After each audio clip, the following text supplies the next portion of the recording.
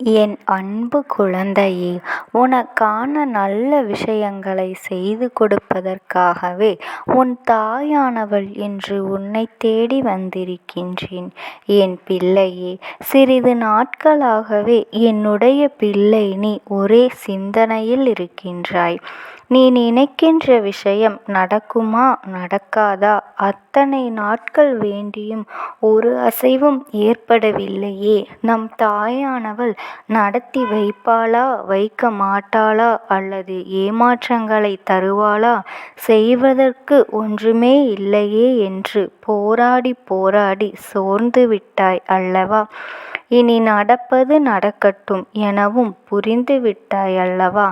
உன்னுடைய துயரத்தை போக்குவது எனது கடமை. ஆம் செல்லமே, நான் உன்னோடு வந்திருக்கின்றேன். நீ என்னை பிடித்துக்கொள். நான் நிச்சயமாக உன்னை விட்டு விலக மாட்டேன்.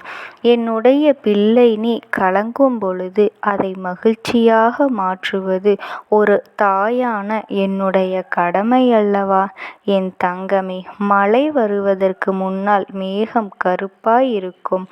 அதன் போல இருள் இருக்கும் இடத்தில் சிறிய வெளிச்சமும் இருக்கும். அது படர்ந்து நல்ல பெரிய வெளிச்சமாக மாறும் நேரம் இது. வாழ்க்கையில் சூரியன் சந்திரம் என ஒட்டுமொத்த வெளிச்சத்தையும் உன் வாழ்க்கையில் நான் தரப்போகின்றேன். உன்னுடைய அம்மா என்னை நம்புகிறாயல்லவா? உன்னுடைய வார்த்தைகளை வேத வாக்காக செவிமடுத்து கேட்கின்றாயல்லவா? அப்படி என்றால் என்னை நம்பு. ஏனென்றால் உனக்குள்தான் நான் இருக்கின்றேன். உனக்குள்தான் என்னுடைய ஒளி கேட்கின்றது. அதை உணர்ந்து அந்த ஒளிக்கேற்ப நீ செயல்படு. அவநம்பிக்கையை உண்டாக்கும் எந்தவிதமான அறிகுறிகளும் என் மனதை நீ தீர வேண்டாம். அனைத்தையும் நடத்திதான் அனைத்தையும் மாற்றுவேன். என் தங்கமே, நான் ஏமாற்றுவேன் என்று நீ ஒருபொழுதும் நினைக்க வேண்டாம்.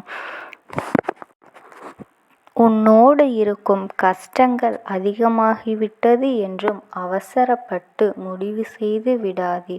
உன் கண்ணிற்கு தெரியும் முன்னால் அதைவிட கஷ்டங்கள் உனக்கு அதிகமாகத்தான் தெரியும். என்னுடைய அம்மா என்னை கைவிட்டு விட்டாள். இனி யார் என்னை காப்பாற்றுவார்கள் என்று பயப்படாதே. என்னுடைய பிள்ளைக்கு துர்சக்தியை என்றும் நான் பரிசாக தரமாட்டேன். விரைவில் காப்பாற்றி விடுவேன். என்னுடைய சொல்படி நடந்தால் உன்னுடைய வாழ்க்கையில் விரைவில் சொர்க்கமாக மாறும்.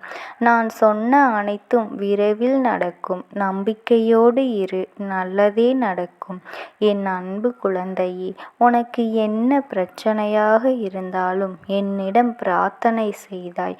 நீ பிரார்த்தனை செய்யாவிட்டாலும் பரவாயில்லை. உன்னை நான் கவனித்து கொண்டுதான் இருக்கின்றேன். உன்னிடம் நான் அதீத அக்கறையோடு இருக்கின்றேன் என்பதை மட்டும் நீ நம்பு.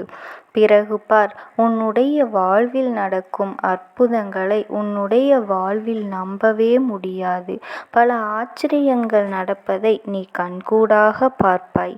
என்னை நம்பி வரும் பக்தர்களின் வாழ்வில் அதிசயத்தையும் அற்புதத்தையும் ஏற்படுத்துவதுதான் இந்த தாயானவள்.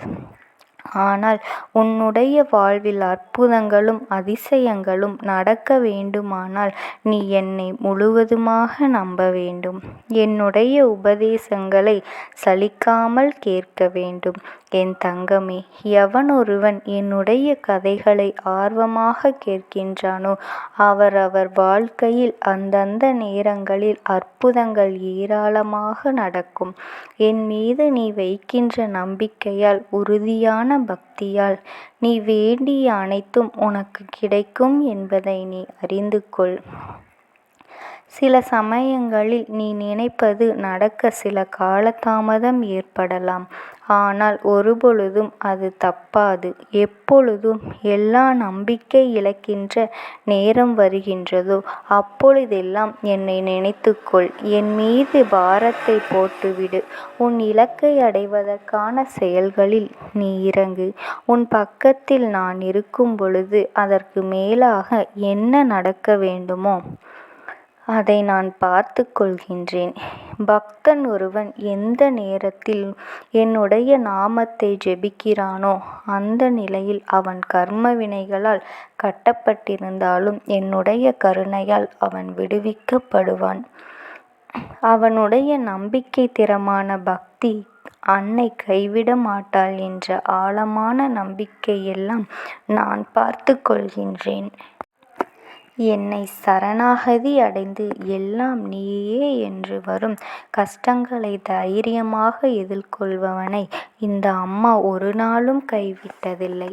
அதை புரிந்து கொண்டு என்னை நம்பி உன்னை வந்தால் நானும் இருப்பேன். ஒவ்வொரு நிகழ்விலும் நீ உணர்வாய். என் தங்கமே, எந்தவித சந்தேகங்களுக்கும் இடமளிக்காமல், எந்தவித அவநம்பிக்கையும் கொள்ளாமல், எதையும் யோசிக்காமல் இந்த அம்மாவை கண்ணோடு தனமாக நம்பினால், என் பாதங்களில் சரணாகதி அடைந்து விட்டால் நான் உன்னோடு இருப்பதை நீ ஒவ்வொரு நொடியும் உணர்வாய்.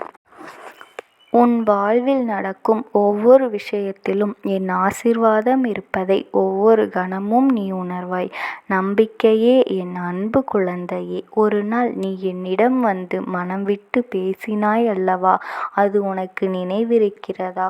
உன் மனதில் உள்ள பாரங்களை என் மீது சுமத்தி கொண்டிருந்தாய். ஞாபகம் இருக்கின்றதா? உன் மனதில் உள்ள பாரங்களை வைத்து கொண்டு உன் கண்களில் கண்ணீரை தேக்கி வைத்து கொண்டிருந்தாய்.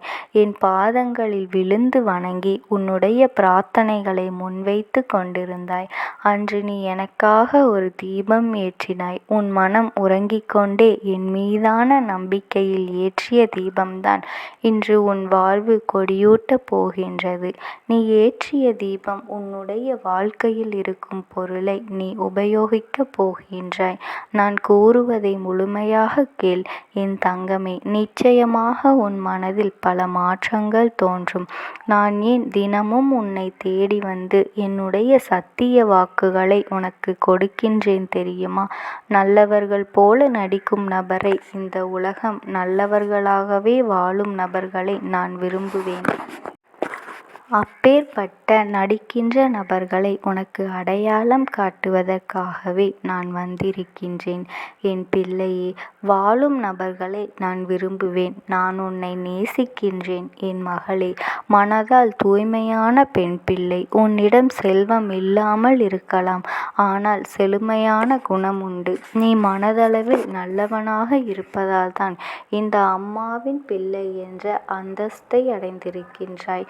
தினமும் நான் உன்னிடம் பேசுவதை நீ தேடி வந்து கேட்பதைப் போல நீ என்னிடம் சொல்வதையும் நான் கேட்டுக்கொண்டுதான் இருக்கின்றேன்.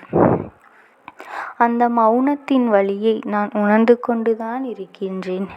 எல்லாம் தெரிந்து கொண்டும் என்னால் உணர்ந்து கொண்டும் எதுவும் செய்யாமல் இருக்கின்றீர்களே என்று உன் ஆதங்கங்களை நான் அறிந்திருக்கின்றேன். நீ நினைப்பதைப் போல் நான் எதுவும் செய்யாமல் இல்லை என் தங்கமே. உனக்காக எல்லாவற்றையும் செய்து கொண்டுதான் இருக்கின்றேன். உனக்கு என்ன வேண்டும் என்று நீ அறிந்து கொண்டிருக்கின்றாய். அதையேதான் நான் உனக்கு எப்பொழுது வேண்டும் என்று மட்டும் தெரிந்து கொண்டு உனக்கு கொடுத்து கொண்டிருக்கின்றேன். சரியான நேரத்தில் உனக்கு எப்பொழுது என்ன வேண்டுமோ அப்பொழுது அதை நான் நிறைவேற்றி தருவேன்.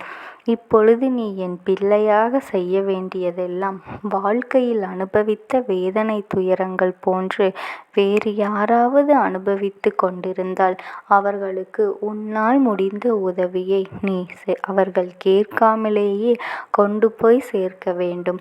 இப்படி நீ செய்யும் பொழுது உனக்கு நீ கேட்காமலேயே உனக்கான அருளை நான் நிச்சயமாக தருவேன். என் அன்பு பிள்ளையே, உனக்கான வாழ்க்கையை மட்டும் யாருக்கும் எந்த கெடுதலும் செய்யாமல் நீ வாழ்ந்து கொண்டே இருந்தால் இந்த தாயானவளின் அன்பும் ஆசீர்வாதமும் உனக்கு எப்பொழுதுமே இருக்கும். ஓம் சக்தி.